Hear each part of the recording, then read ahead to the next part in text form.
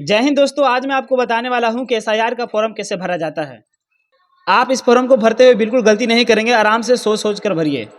अगर आपके 2003 के वोटर लिस्ट में नाम है तो आपका इधर वाला कॉलम में भराएगा। जैसे कि यहाँ पे देखिए कि योरा बीबी लिखा हुआ है, तो योरा बीबी के इसमें मतदाता का आप देख सकते हैं, यहाँ जो सूची दिया हुआ है इसमें लिखा हुआ है योरा बीबी, इसके पिता का नाम लिखा हुआ है। तो यहाँ क्या करेंगे, मतदाता का नाम, जो मतदाता है योरा बीबी, तो यहाँ पे हमारा नाम लिखाएगा योरा बीबी। आप ये गलती नहीं करेंगे, यहाँ पे जो भी लिखा हुआ है वही आप डिटेल यहाँ पे भरेंगे, योरा बीबी। उसके बाद लिखा हुआ है एपिक संख्या। अगर आपके पास एपिक संख्या है तो आप यहाँ पे लिखे, अगर नहीं है तो उसको छोड़ दीजिए, कोई इसका दिक्कत नहीं है। उसके बाद आपको करना क्या है, रिश्तेदार का नाम, इसका यहाँ पे रिश्तेदार का नाम यहाँ पे लिखा हुआ है, रिश्तेदार का नाम, इसका रिश्तेदार का नाम है रहमान खलीफा, तो यहाँ पे रहमान खलीफा लिख देंगे। मैं आपको समझने के लिए बता रहा हूँ। उसके बाद बता रहे कि संबंध में क्या लगते हैं, तो पिता लगते हैं रहमान खलीफा योरा बीबी का, तो हम यहाँ पे लिख देंगे पिता। उसके बाद पड़ रहा जिला, जिला आपका जो है वो लिख देंगे, जिला हमारा पलामू है तो हम पलामू लिख देंगे। उसके बाद बोल रहा राज्य, हम हमारा किस राज्य में आते हैं तो हम वो लिखेंगे, हमारा राज्य झारखंड है तो हम झारखंड लिख दे रहे हैं। उसके बाद बोल रहा है विधानसभा क्षेत्र का नाम, यानी कि जो आपको यहाँ पे सूची में दिया हुआ है, पिछले सूची में, तो यहाँ पे लिखा हुआ है 75 पाकी, तो यहाँ पे विधानसभा क्षेत्र का नाम लिख देंगे। पाकी हमारा हम लोग का पड़ता है तो यहाँ पे पाकी लिख देंगे।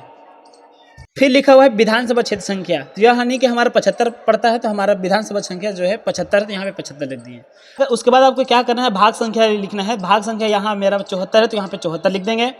उसके बाद आपको करना क्या है, क्रमांक संख्या, क्रमांक संख्या जो भी यहाँ पे दिया हुआ है, देखिए 219 क्रमांक संख्या है तो यहाँ पे 219 लिख देंगे क्रमांक संख्या। उसके बाद आपको क्या करना है कि जन्म तिथि यहाँ पे नहीं लिखना है, आपको जन्म तिथि यहाँ पे इधर लिखना है कॉलम में। तो इनका डेट ऑफ बर्थ जो है आधार कार्ड में भी वो लिखेंगे मौजूद, जो भी तत्काल में है। तो इनका डेट ऑफ बर्थ है 19/2 दूसरा महीना 1968, तो यहाँ पे लिख दिए। उसके बाद आपको क्या करना है कि आधार नंबर देना है, आधार नंबर जो भी है वो लिखना है।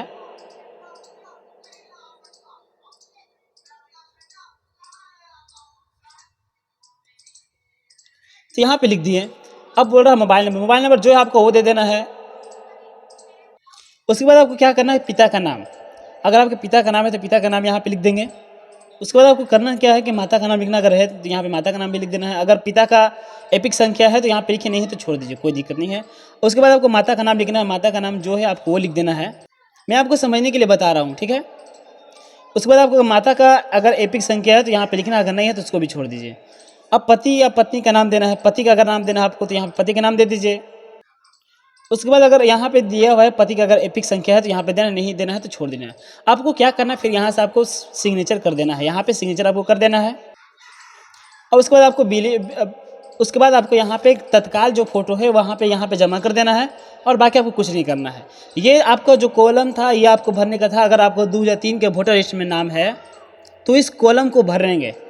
अगर 2003 के वोटर लिस्ट में अगर आपका नाम नहीं है तो कैसे भरेंगे, आपको ये बताते हैं।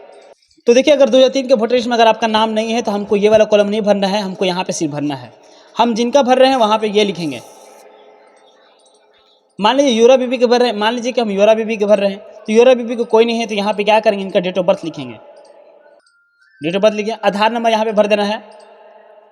उसके बाद मोबाइल नंबर दे देना है। उसके बाद पिता का नाम लिख देना है। अगर पिता का एपिक संख्या तो यहाँ पे लिखना है, नहीं है तो छोड़ देना है। माता का नाम लिख देना है, जो भी नाम है आपका। उसके बाद आपको क्या करना है कि माता का एपिक संख्या है तो यहाँ पे लिखना है, अगर नहीं है तो छोड़ दीजिए। यहाँ पे साफ लिखा यदि उपलब्ध हो। उसके बाद लिख देना है, आपको पति का नाम लिख देना है। उसके बाद अगर पति का एपिक संख्या है तो यहाँ पे लिखेंगे, नहीं है तो छोड़ देंगे।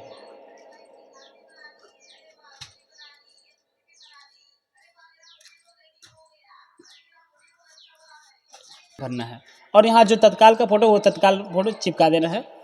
बस आपको यही काम करना है। क्या करना है कि यहाँ पे सिग्नेचर कर देना है।